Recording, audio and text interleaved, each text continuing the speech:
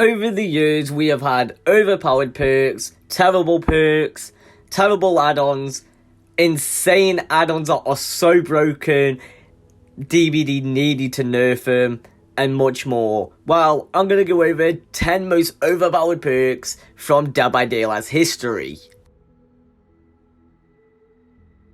Decisive Strike is the most common perk that we know as overpowered.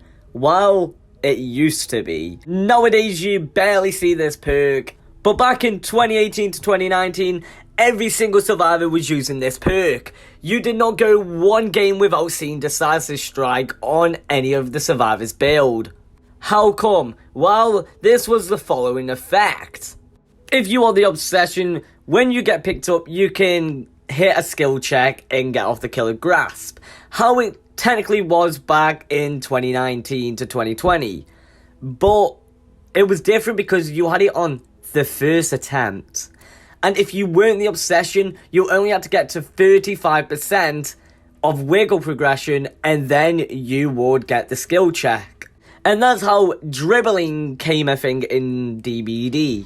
Because it took a few seconds to activate when you were on the killer's shoulder, so people used to dribble so they don't get the Decisive Strike skill check. And then, as we all knew, they changed it to when you got hooked after 60 seconds, and then they nerfed it again with, you know, the interactions, and then the 3-second nerf that's killed this perk off for good. You must be like, enduring? Really? How is that overpowered? Well, it used to be. So it still did the same effect, but it was 75%. But that wasn't the actual thing that made this overpowered. No, it wasn't. Recovery time of stuns caused by perks, such as Decisive Strike, was reduced by 20%. So just think of the 3-second stun now you get with Decisive Strike. That was pretty much built into a perk. When Object of Obsession was first introduced back in October 2016, Laurie Strode came to the game with Decisive Strike, as we mentioned earlier, but she had another broken perk, Object of Obsession. As we all know, it is literally one of the worst perks in the game now. But back then, it was the most broken perk for years. Even more overpowered than Decisive Strike in my opinion. You had infinite wall hacks. Yes, infinite wall hacks. The killer could see you, but that didn't matter, because if you saw them at all times, you knew what they were going to do. With comms, it was even more broken because you could tell to your teammates where the killer was at all times. But it was only when you were outside the terror radius, so in chase you could not see them. But there was a way. If you played against Freddy, when you were in the dream world whatsoever, you saw Freddy at all times, because you had the oblivious status effect. So say for example, Nemesis, if you stun a killer and they had the perk on and you came oblivious, you would see their aura at all times until the oblivious status effect went. This was absolute busted. I don't know why DBD thought this was going to be a good perk to bring in, but I guess it was 2016, so we can't blame him. Hashtag rest in peace, Object of Obsession. Mettle of Man. If you did not play when this perk first got released, you missed out. This perk was absolute broken because it was pretty much dead odd, but easier to use. Yes, easier than clicking one button. Well, instead of protection hits, it was just when you got hit normally. So after you got hit 3 times, the perk would activate, and then you'll get the endurance status effect until next hit. It was honestly one of the most stupidest perks in the game, and literally it was kind of like Decisive Strike. You saw it every single game on every survivor's build.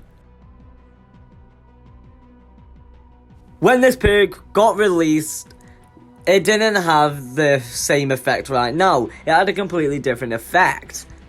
It would make the add-ons that affect the charge time of your power it increases it by 15%. So this was for Hillbilly, for example, because it came with Hillbilly. It was for Hillbilly's instant chainsaw speed, so it was even faster. It was actually instant. You click that button, literally 0.5 seconds later, you would be going. And it's same with Huntress Hatchets with the Flower Babushka. We'll make add another different effect as well. Instead of what it is now, this was the following effect. Every unhook, you would increase your healing speed for 120 seconds, and this could stack up to 300%.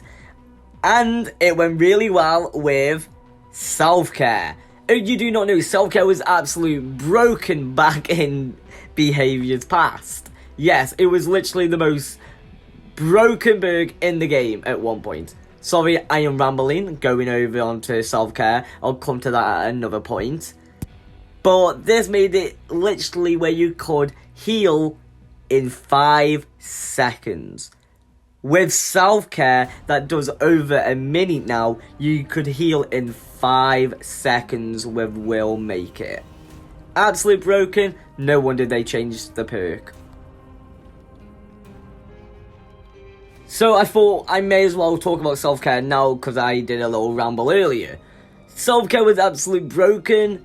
Yeah, you could heal like medkit speed. Yes, that's how broken it really was. With self-care, you could heal with a medkit speed.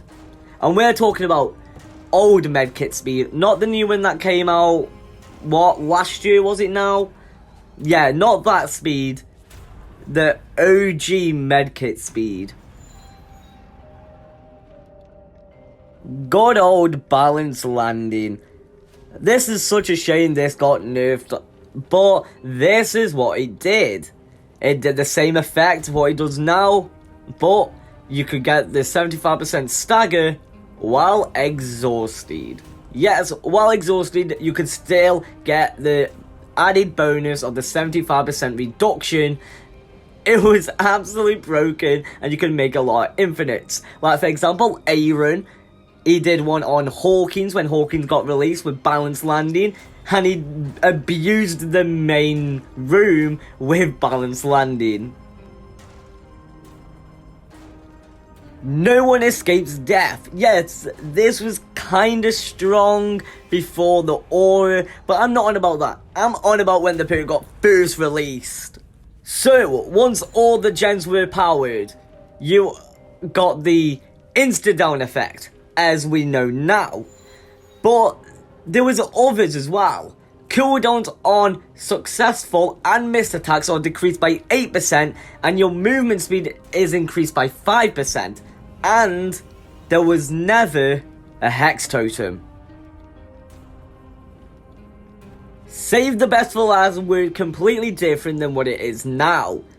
So, this is the following effect. As long as your obsession is alive, the cooldown of missed attacks is decreased by 20%. So it's pretty much like unrelenting. But the cooldown of successful attacks is decreased by 33%. So yeah, it had a completely different effect. And the reason why this was a little bit broken, because with the cooldown of successful attacks is decreased by 33%, survivors didn't make as much distance. That's it. That's 10 overpowered perks from DBD Pass. Do you want to see more like this? Well, if you do, make sure to hit that subscribe button. And thank you all for watching, and I'll see you in my next video.